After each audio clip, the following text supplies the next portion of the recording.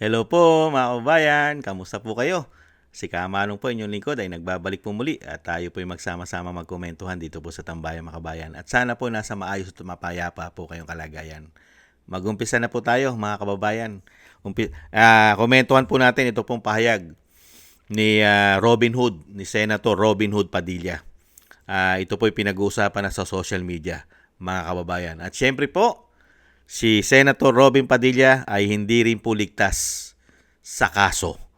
Kakasuhan din po siya, mga kababayan, dahil siya po yata'y nasa majority. Hindi po ba? Pero unahin po muna natin basahin ito pong kanyang pahayag sa social media, mga kababayan. At sunod-sunurin na po natin at komentuhan po natin. Ito po kasi ang dahilan kaya nag-walkout sila mga kababayan. Yan po ang nangyari po sa Senado. Hindi po ba nagkagulo sila dyan? Dahil nga po sa sinasabi nga po ni Senator Robin Padilla. Ano po? Matagal nang tinatanggap ng pamahalaan ang Zoom o ang technology para sa mga pagdinig, pagpupulong at mga proseso. Bakit ngayon ay nagiging pambansang issue?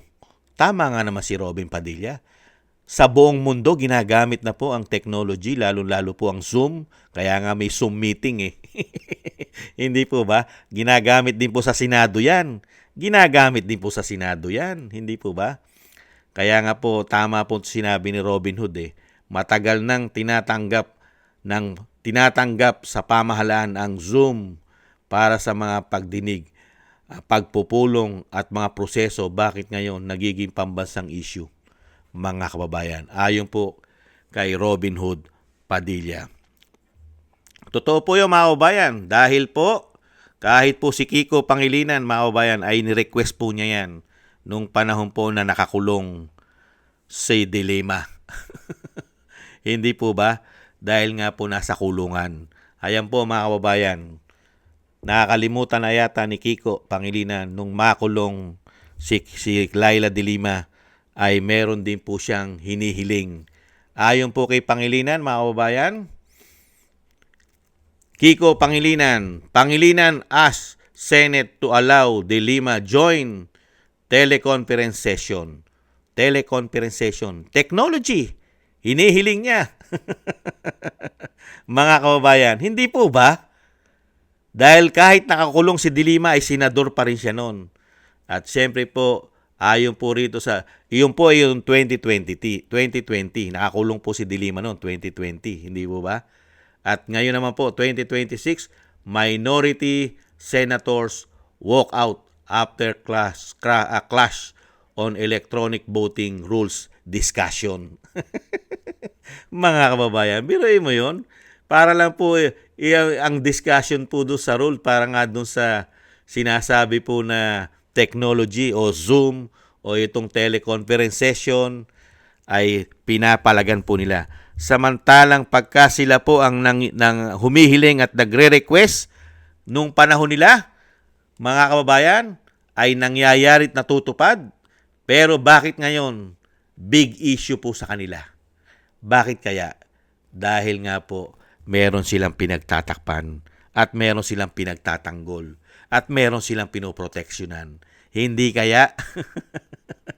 Lalo-lalo na si Saldico.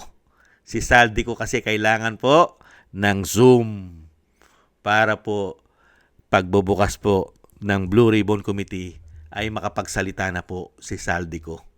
Hindi po ba? At siyempre po si Senator Bato na ginigipit ng gobyerno.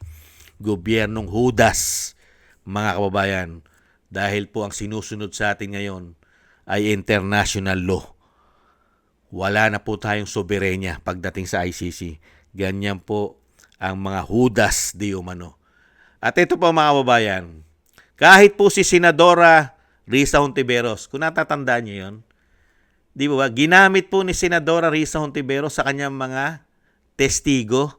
Dahil meron po siyang testigo na sinasabi nung panahon ni Kibuloy na banyaga, yung taga-Russia. Hindi po ba ginamitan nila ng Zoom yun para makapagbigay na statement sa Senado? Bakit ngayon nagre-react sila? Sila ginagawa na nila. Nauna na nga silang gumawa eh. Dahil nagamit po ito ni Risa Hontiveros nung iniimbestigahan daw nila kuno at napakarami pang bumaliktad na testigo sa kanya. Hindi po ba bumaliktad si Bicoy? Si alias Bicoy? Hindi pala. Excuse me. Si alias Rene. At eto pa po. Yung isa po na nagsalita sa Senado, kung natatandaan nyo, yung Russian na babae, bumaliktad din po eh. Sinabi na siya po ay napag-utusan at nabayaran. Ito po, ibaliktad po natin yung ginamitan din po nila ng Zoom na Russian. Ito po, ibang klase itong mga taong ito. Ito, sasabihin ko na somebody tried to contact to me in US and tried to force me to tell a lie about KOGC and against pastor, so the pastor cannot go out from the jail because I didn't know who's this person. It starts with the very wise questions. Hi, Julia. How are you? Can I call you? And I, of course, don't know this person. My answer back text was, do I know you? And why do you want to call me? What we're going to talk about? Yan. Then the next text was, I want to talk to you about... Yan, nakita niyo po. Nakikipag-usap po sila, nakikipag-usap gamit ang technology. At yan po ay nagsalita po sa Senado yan, kung natatandaan nyo. Hindi po ba? Pero pagka ngayon, gagamitin mo kay Bato at pwedeng gamitin kay Saldico, hindi na pwede. Kailangan na mag-walk out. Kasi nga po, meron silang tinatago at baka mabuko. Hindi kaya baka mabuko. baka kasi sabihin lahat ni Saldico, yung nakakuha ng mali-maleta. At yung mga nakakuha ng malalaking insertion. Hindi ba Risa Hontiveros? Ito po mga kabayan. Pakinggan po natin ang kaso naman. Radyo Patrol Flash Report! Kuha po tayo ng flash report mula sa ating desk editor on duty na si Sir J. Dones. Sir J, balita please. Robert Torres, mag-recommenda na ang Criminal Investigation and Detection Group sa National Prosecution Service ng Department of Justice na mahayinan o masampahan ng reklamong obstruction of justice. Itong si Senador Robin Hood Padilla tinanpang personalidad dahil sa pagtakas ni Senador Ronald Bato de la Rosa sa kasagsagan ng kaguluhan sa Senado noong madaling araw ng May 14. Ayon po sa CIDG, lumilitaw sa kanilang investigasyon na hindi lamang nakihitch o nakisakay si De La Rosa sa sakyan ni Senador Padilla, kung hindi ito ay planado at coordinated upang makalabas ng Senado si Senador De La Rosa. Antabayanan po ang dagdag na detalye sa balik. Meron na rin pong nilulutong kaso, mga kababayan. Nire-recommenda na po ng CIDG na sampahan po ng kaso si Robin Hood Padilla ng obstruction of justice dahil nakipagsabwatan, mga tambay, dahil daw po nagamit sa pagtakas daw po ni Bato na wala naman pong warrant of arrest pa ng local court. Ang dala-dala pong warrant of arrest, international daw po, pero hindi naman ibinigay. Hindi man lang nagbigay ng kopya si Tonyo. Hindi pa malaman yung warrant of arrest kung galing po sa rekto. Dahil ang NBI, kung natatandaan nyo, nagpapagawa po ng peking pera sa rekto. Hindi po ba? Kaya hindi natin malaman yung dala-dala po ni Tonyo baka gawa rin po sa rekto. Dahil hindi po sila nagbigay sa Senado nung kopya nung sinasabing warrant of arrest ng ICC. At syempre po, hindi po kinikilala ni Robin Hood yan. At hindi rin po kinikilala ni Senator Bato dahil yan po ay wala pong jurisdiction sa atin yan. At may sarili po tayong judicial, may sovereignty tayo, may soberenya. Hindi po ba? Bakit ka magpapahuli sa Banyaga? Unang-una, walang enforcement. Walang pulis yan Walang pulis sa Pilipinas yan. Bakit ayaw nila magsampa ng kaso? Ang mga komunista, ang mga makakaliwa doon nagsampa. Doon po kasi yata ang kanilang korte Ang korte po yata ng mga komunista di umano at makakaliwa. yung po yatang ICC. Yung po yatang korte nila. Kaya po ang ating bansa, nabigyan po tayo ng pamahalaan na hudas, taksil, di umano. Hindi po ba? Sarili mong bansa, kaya mo ipamigay, kaya mo isuko ang iyong soberenya, kapwa mo Pilipino, kaya mo ipatapon sa ibang bansa samantalang may hukuman tayo. Ganyan po sila kaswapang at kaganid sa kapangyarihan. Gagawin lahat para lang po proteksyon nila. Dahil pag nawala sila sa kapangyarihan, kung ano ang ginawa nila sa mga kapwa nila politiko, baka masigit pa ang mangyari sa kanila. Hindi kaya. Yan po mga kababayan, dinagdag lang po natin dahil kasama na rin po si Robin Hood sa kakasuhan po mga kababayan. Hindi po siya nakaligtas. Kasama na siya. At syempre po, tama po yung sinasabi ni Robin Hood Padilla. Ito pong Zoom, mga kababayan, nagtataka siya. Bakit nag-walk out? Excuse me po. Bakit nag-walk out itong minority? Samantalang sila, ginagamit nila yan. Ginamit ni Kiko, ginamit ni Dilima. Hindi po ba? Ginamit ni Risa Hontiveros sa kanyang mga testigo na bumaliktad. Hindi po ba? Yang technology, ginagamit natin. Kahit po, di po ba? Nung nagkaroon po ng Senate hearing, di po ba merong ginagamit din technology? Nagsalita dun May nagsasalita ron by Zoom. Dahil wala sa Senado. Ganon din sa COMELEC. Ginagamit na po natin yan. Technology. Hindi po ba? Pero pagdating dito, kailangan mo mag-walk out. Hindi po ba itong mga senador na ito para mo basang-basa mo na ang mga nasa utak? Hindi po ba? Ngayon, ang lumalabas, imbis ng mga naging bida, lumalabas po ngayon, kahiya-hiya pa sila. Dahil po, yung mga ginagawa nila, naka-record, lumalabas tuloy ngayon. Mga kababayan, hindi po ba? Imbis na purihin ka, ngayon, kinaihiya ka pa ng mga Pilipino. Dahil unang-una, mga duwag kayo. Naduwag ba kayo dahil sa maleta? Di umano? Nakakaduwag ba maleta?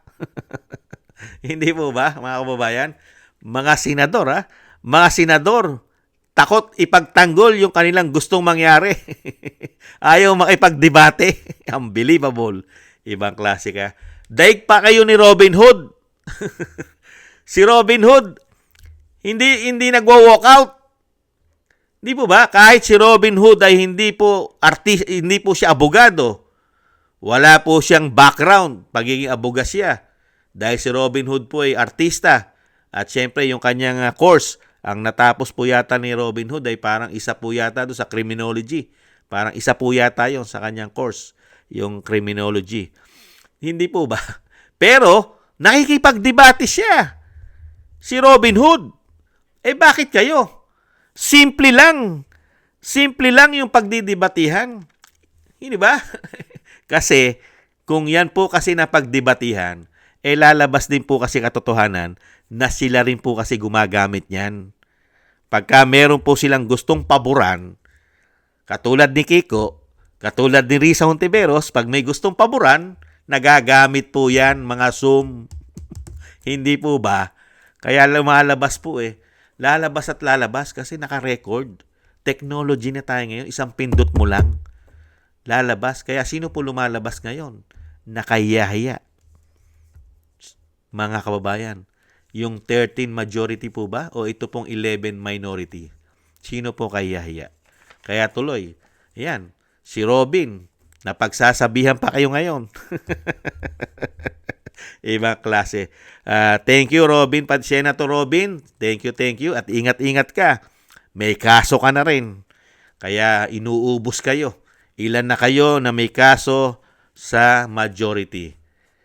Ikaw, si Bato, hindi po ba? Villanueva, si Jinggoy Estrada, si Escudero, si Marcoleta, at si Bongo na malapit na rin po nila ipatapon sa ICC. Si Bongo. Nakita niyo po, uubusin ng majority. Ibang klase. At yan ang gustong-gusto nila mangyari, na makulong lahat yan. Di po ba? Dahil narinig po natin yan kay Bendalo. Mas gusto pa niyang makulong ang mga kapwa niya senador dahil siya po'y malinis. Wala po siyang anomalya na korupsyon, lalong-lalo po sa maleta. Wala po siya niyan. Sa ngayon, hindi po ba? Maraming salamat po, Senator Robin Padilla. Ingat-ingat po kayo at meron po kayong kaharaping kaso. At syempre po, thank you po sa nagusto po ng ating Tambayang Makabayan sa YouTube at TikTok at ganoon din po sa ating mga subscribers. At patuloy po nagsusubscribe at sa mga nagko-comment, like, share, and subscribe. Maraming salamat po. Shoutout po sa inyo lahat.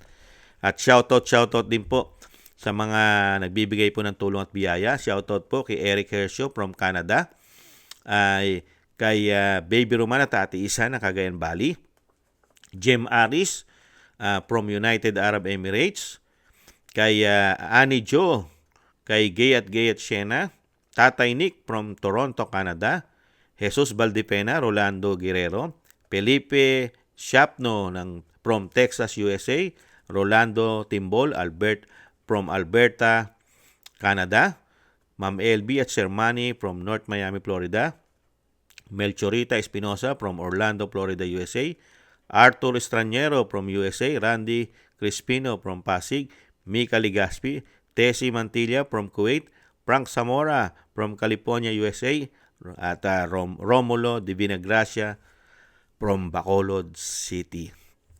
Thank you po sa inyo mga kabayan at ingat-ingat po kayo sa inyo po mga paggawa. At shoutout po sa inyo lahat. God bless po mga kabayan sa inyong lahat. At syempre po, taste lang po tayo. At ingat-ingat po. Bye-bye!